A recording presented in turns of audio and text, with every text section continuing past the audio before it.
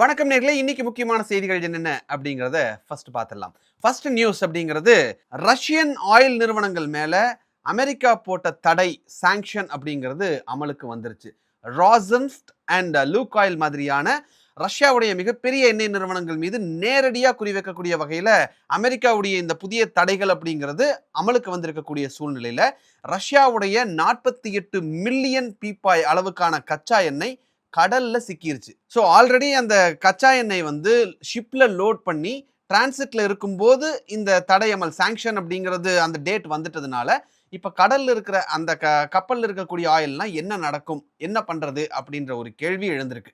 So America இந்த தடையை கொண்டு வந்ததுக்கு, இந்த 2 நிறுவனங்கள் மேல தடையை கொண்டு வந்ததுக்கு முக்கியமான காரணம் என்ன அப்படின்னா, இந்த ரஷ்யா உக்ரைன் போற ஒரு முடிவுக்கு கொண்டு வரணும். இந்த மாதிரி க்ரூட் ஆயில வித்து அதுல வர்ற காசை வச்சுதான் ரஷ்யா வந்து இந்த போரை நடத்திட்டு இருக்காங்க. அதனால ரஷ்யாட்ட இருந்து க்ரூட் ஆயில் வாங்குனீங்கன்னா வாங்குறவனுக்கும் சாங்ஷன், அந்த நிறுவனங்களுக்கும் சாங்ஷன் அப்படின்னு சொல்லியிருந்தாங்க. ஸோ இந்த மாதிரியான சாங்ஷன்ஸ் எல்லாம் போட்டது பலன் அளிச்சிருக்கா அப்படின்ற ஒரு கேள்வி அமெரிக்காட்ட முன் வச்ச போது அவங்க என்ன சொல்லியிருக்காங்கன்னா, டிமாண்ட் குறைஞ்சிருக்கு, ரஷ்யன் ஆயில் வந்து டிஸ்கவுண்ட்லேயே கொடுக்குறேன் அப்படின்னு சொன்னாலும் மற்ற நாடுகள்லாம் வாங்குறதுக்கு பயப்படுறாங்க.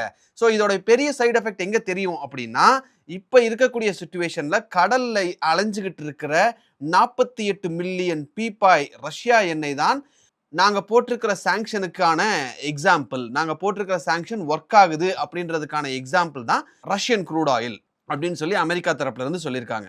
ஸோ இந்த தடையுடைய முக்கிய தாக்கம் யாரெல்லாம் பாதிக்கும் அப்படின்னு பார்த்தா, ஆப்வியஸ்லி இந்தியா தான் அதிகமாக வாங்கிட்டு இருக்கோம். அதே மாதிரி சைனாவும் ரஷ்யாட்ட இருந்து க்ரூட் ஆயில் வாங்கிட்டு இருக்கக்கூடிய சூழ்நிலையில இந்த 2 நாடுகளை பெரிய அளவில் பாதிக்கும். But on the other side, India வந்து மிடில் ஈஸ்ட்ல இருந்து ஆயிலை வாங்குறதுக்கு திடீர்னு டசன் கணக்கில் பல டேங்கர்களை புக் பண்ணி அங்க அனுப்பவும் ஆரம்பிச்சிட்டாங்க.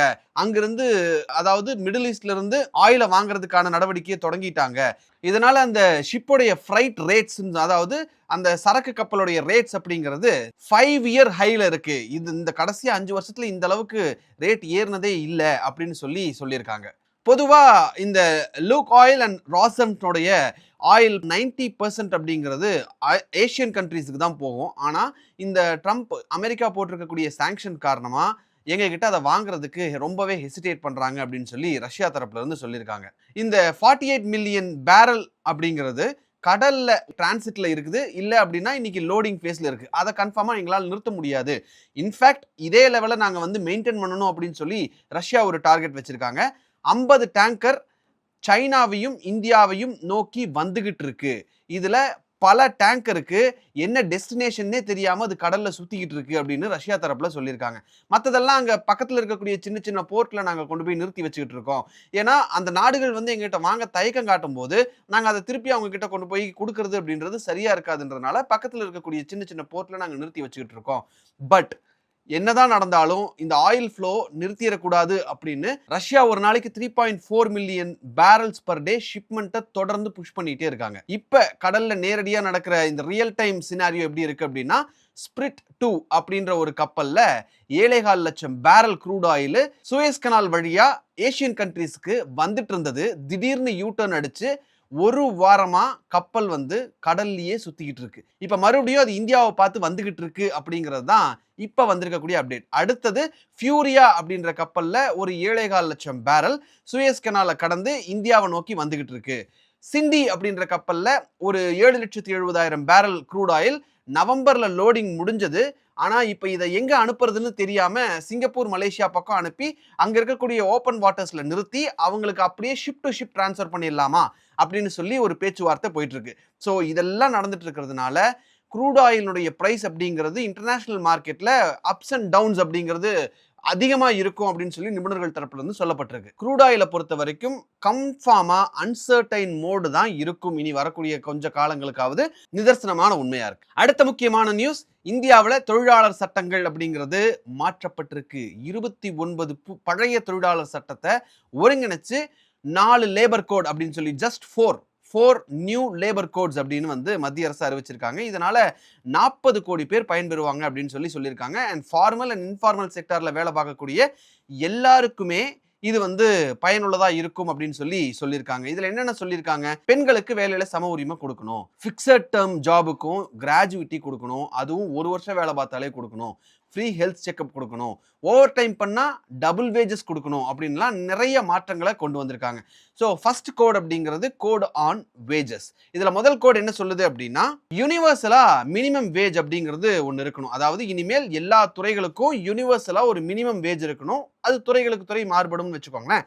அது ஒரு ஊழியருடைய ஸ்டாச்சுட்டரி ரைட், அதை யாராலையும் தடுக்க முடியாது அப்படின்னு சொல்லியிருக்காங்க. அதே மாதிரி அந்த வேஜ், அதாவது அந்த ஊதியத்துக்கான ஒரு ஃப்ளோர் இருக்கும், அதை அரசு தான் நிர்ணயம் பண்ணும். அதுக்கு கம்மியா நீங்க ஊதியம் ஃபிக்ஸ் பண்ண முடியாது.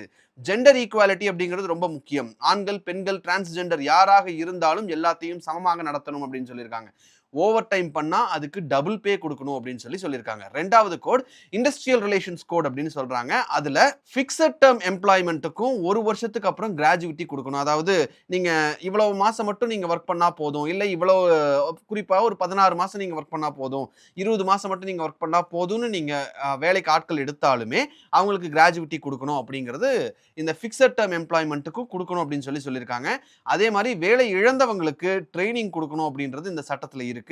ஒர்க்கர்ஸ் அப்படின்னு யார் யாரெல்லாம் டிஃபைன் பண்ணலாம் அப்படிங்கிறதுல புதுசா ஜேர்னலிஸ்ட், சேல்ஸ் ஸ்டாஃப், சூப்பர்வைசர்ஸ் 18,000 ரூபாய் வரைக்கும் சம்பளம் வாங்கக்கூடிய இவங்க எல்லாத்தையும் ஒர்க்கர்ஸ் அப்படின்னு கீழே அந்த டெஃபினேஷன்ல கொண்டு வந்திருக்காங்க.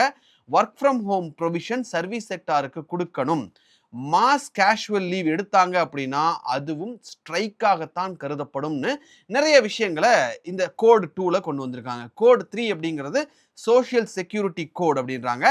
ஆக்சிடென்ட்ஸ் டியூரிங் கம்யூட், அதாவது ஒருத்தர் வீட்டில இருந்து கிளம்பி ஆஃபீஸ் வந்துட்டு இருக்காரு, வரும்போது ஆக்சிடென்ட் ஆகி அவருக்கு ஏதாவது ஆச்சு அப்படின்னா அதை ஒர்க் பிளேஸ்ல நடந்த ஆக்சிடென்ட்டா தான் கன்சிடர் பண்ணணும் அப்படின்னு சொல்லியிருக்காங்க. ஃபோர்த் கோட் அப்படிங்கிறது occupational safety, health and working conditions கோடுங்கிறது ஃபோர்த் ஒன். இதுல விமன்ஸ் நைட் ஷிஃப்ட் ஒர்க் பண்றதுக்கான பெர்மிஷன், எந்த பிரச்சனையும் இல்லாம அவங்களுடைய கன்சென்ட்டோட அவங்க நைட் ஷிஃப்ட் ஒர்க் பண்ண அனுமதி கொடுக்கணும் அப்படின்றது ஒன்று.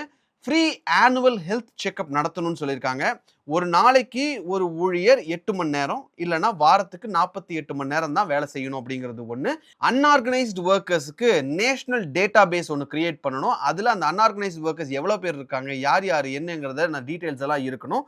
அப்பாயின்மெண்ட் லெட்டர்ஸ் அப்படிங்கிறது மேண்டேட்ரி. இப்போ வரைக்கும் அந்த அப்பாயின்மெண்ட் லெட்டருங்கிறது மேண்டேட்ரி இல்லாமல் இருந்தது. ஸோ கன்ஃபார்மாக ஒருத்தர் வேலைக்கு சேர்றாங்கன்னா அவங்க கிட்ட அப்பாயின்மெண்ட் லெட்டர் கொடுத்தே ஆகணும் அப்படின்னு சொல்லியிருக்காங்க. அதே மாதிரி சேஃப்டி கமிட்டி அப்படின்னு ஒர்க் பிளேசஸில் அமைக்கணும்னு சொல்லியிருக்காங்க. எந்தெந்த மாதிரியான கம்பெனிஸ்ல 500க்கும் அதிகமான எம்ப்ளாயிஸ் ஒர்க் பண்ணக்கூடிய ஒரு நிறுவனத்துல சேஃப்டி கமிட்டிங்கிறத கன்ஃபார்மா அமைக்கணும் அப்படின்னு இந்த லேபர் கோட் சொல்லியிருக்கு. ஸோ இப்பதான் இதை அமல்படுத்தியிருக்காங்க அப்படின்றதுனால நிறைய கன்ஃபியூஷன்ஸ் இருக்கலாம். நீங்களும் என்ன பண்ணுங்க, உங்க ஆஃபீஸ்ல இருக்கக்கூடிய ஹெச்ஆர்ட்ட கேளுங்க, இந்த மாதிரி புதுசா லேபர் கோட் கொண்டு வந்திருக்காங்களாமே, அதுல என்னென்ன சொல்லியிருக்காங்க, இப்போ ஏதாவது சேஞ்சஸ் வருதா நம்ம கம்பெனில அப்படிங்கிறத நீங்க உங்க ஆஃபீஸ்ல இருக்கக்கூடிய ஹெச்ஆர்ட்ட கேளுங்க. அதுல அவங்க ஏதாவது புதுசா ஒரு விஷயம் சொன்னாங்கன்னா அந்த விஷயத்தை கமெண்ட் பண்ணுங்க, எல்லாரும் தெரிஞ்சுப்போம். ஸோ இந்த வீடியோ உங்களுக்கு பிடிச்சிருந்தது அப்படின்னா லைக் பண்ணுங்க, ஷேர் பண்ணுங்க, கமெண்ட் பண்ணுங்க, சப்ஸ்கிரைப் பண்ணுங்க. தேங்க்யூ.